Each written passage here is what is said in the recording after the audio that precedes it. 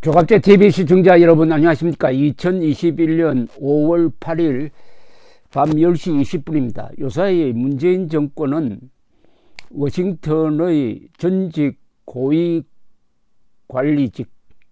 또는 북한 인권운동가들로부터 완전히 경멸의 대상이 되고 있습니다. 그 경멸의 수준이 한국인으로서는 참 부끄러워서 얼굴을 들지 못할 정도입니다. 어떻게 이런 대통령을 뽑아서 이렇게 국제사회에서 욕을 바가지로 먹고 있는지 한국 사람들 참 반성할 부분이 많습니다. 문재인 대통령이 어디 하늘에서 떨어진 사람입니까? 문재인 대통령을 뽑은 한국인들이 책임을 져야 되는 것 아닙니까? 그런데 이 인권 문제를 담당했던 전 고위 관리들의 이 비판이 너무나 날카롭고 너무나 직설적입니다.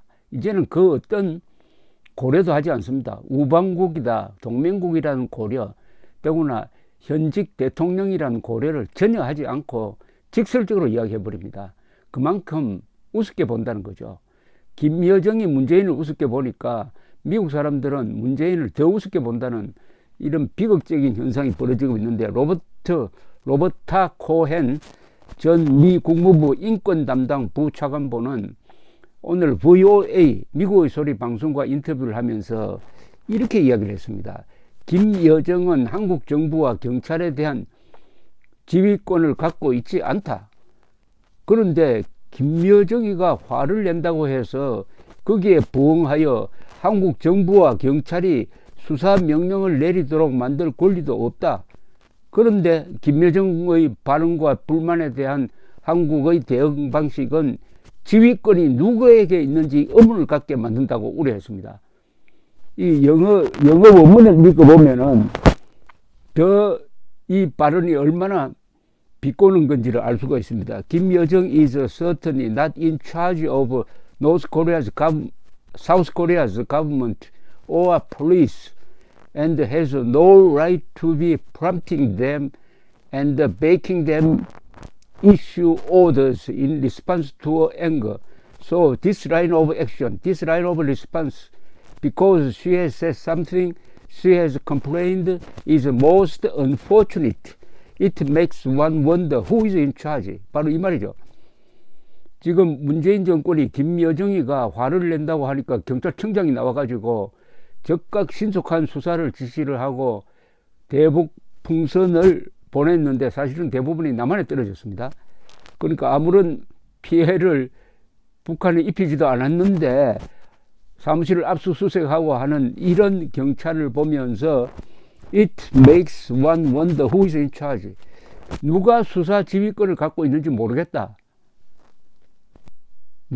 김여정이가 한국 경찰청장에 대한 수사 지휘권을 갖고 있는 것 아닌가 하는 생각까지 든다. 이렇게 비꼬았습니다. 그러면서 most unfortunate, 가장 불행한 일이 지금 벌어지고 있다라고 했는데, 이 이야기를 한 사람이 인권 문제를 담당했던 국무부 고위 관리입니다. 김여정이는 지난 2일 용납 못할 도발 행위라면서 전단살포를 비난한 담화를 내놓자 같은 날 김창룡이라는 자가, 이거 한국 경찰청장이네요. 이거 이름 기억해놔야 됩니다. 대북 전단살포에 경찰이 미온적인 초동 조치를 했다고 질척하며 신속한 수사를 주문했다고 합니다. 그러니까 누가 봐도 이거 김여정 지시받고 하는 것 아니냐. 이건 정권 바뀌고 나서 반드시 조사를 해야 될 부분입니다. 국제무대에서 미국 정부의 인권과 가치를 적극적으로 옹호해온 이들 전직 관리들은 김여정이 전면에 나서서 대북 전단 살포를 공격한 것은 그만큼 국내 민심의 동요가 심하다는 방증인데도 한국 정부는 북한의 약한 고리를 파고들 기회를 스스로 포기하고 있다고 비판했습니다. 이 무슨 뜻이냐면은 김여정이가 저렇게 방방 뜨는 것도 대북 풍선이 얼마나 아픈지 스스로 자기를 폭로하는 겁니다. 우리 약점은 이거라는 겁니다. 우리 약점은 이거다. 그 약점이 뭡니까?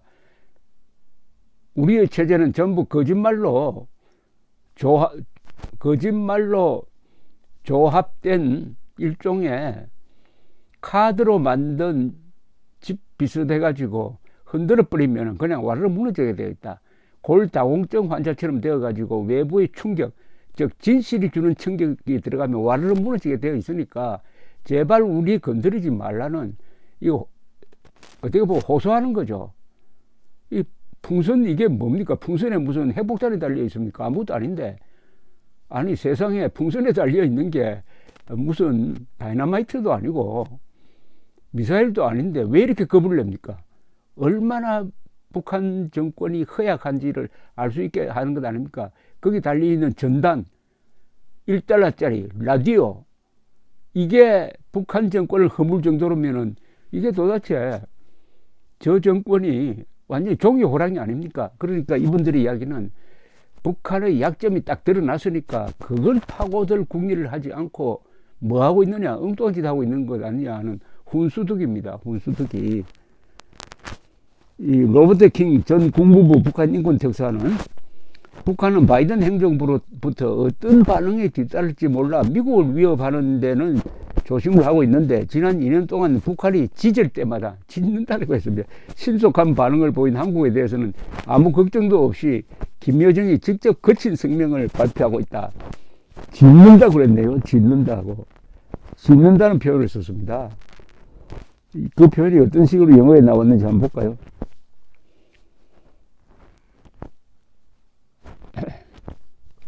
예, 이렇게 되어 있네요. The South Koreans unfortunately in the last couple of years have been so quick to respond when North Korea has barked. 북한이 짖을 때마다 신속하게 반응을 했답니다. 북한이 짖을 때마다 문재인 정권이 신속하게 반응했답니다. 아니 개가 짖으면 가서 몽둥이질을 해야지. 왜 그 짖는 개, 북한이 짖으니까 대한민국은 거기 그 명령을 따라서 신속하게 움직였다면 이거 문재인 정권은 짖는 개 부하 아닙니까? 이게 The South Koreans unfortunately in the last couple of years have been so quick to respond when North Korea has barked.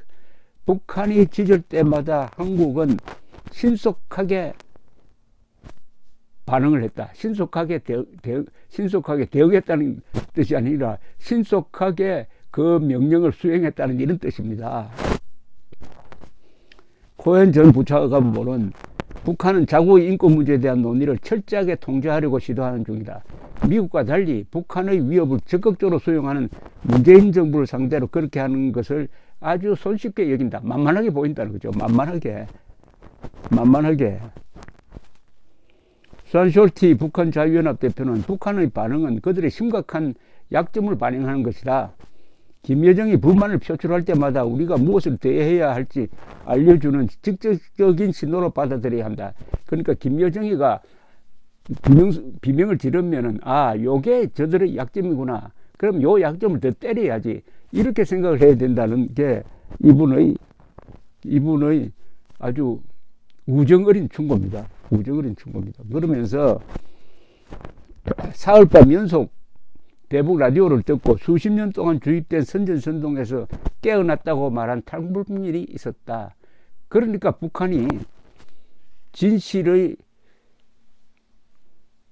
풍선을 얼마나 두려워하고 있는지 이제는 북한의 약점이 확실하게 드러났다. 북한의 진실을 들여보내자는 겁니다. 진실을 풍선으로도 좋고 방송으로도 좋고 또는 뭐 여러 방법이 있지 않습니까? 진실, 우리가 가지고 있는 비대칭 무기가 우리는 진실을 갖고 있지 않습니까? 또 하나 돈이 있죠. 진실과 돈으로 북한을 들여보내가지고 북한을 아예 녹여버리자. 물론 문재인 정권이 있으면 안 되죠. 바로 내년 3월 9일에 역사의 쓰레기들을 청소하는 압도적 선거를 통해서 그날을 앞당겨야 하겠습니다. 그렇게 해야 한국 국민들이 좀 떳떳하게 다닐 수가 있습니다. 이 문재인, 이인영 이런 자들 때문에 한국인들이 어디 나가서 내가 한국인이라고 말하기가 좀 꺼려지는 이런 상황을 만들었다. 이승만, 박정희, 삼성 LG, 현대 이런 브랜드로 해서 당당해진 한국 사람이 문재인이란 이상한 브랜드를 만들어냈다가 이렇게 창피를 당하고 있습니다. 선거 잘해야 합니다.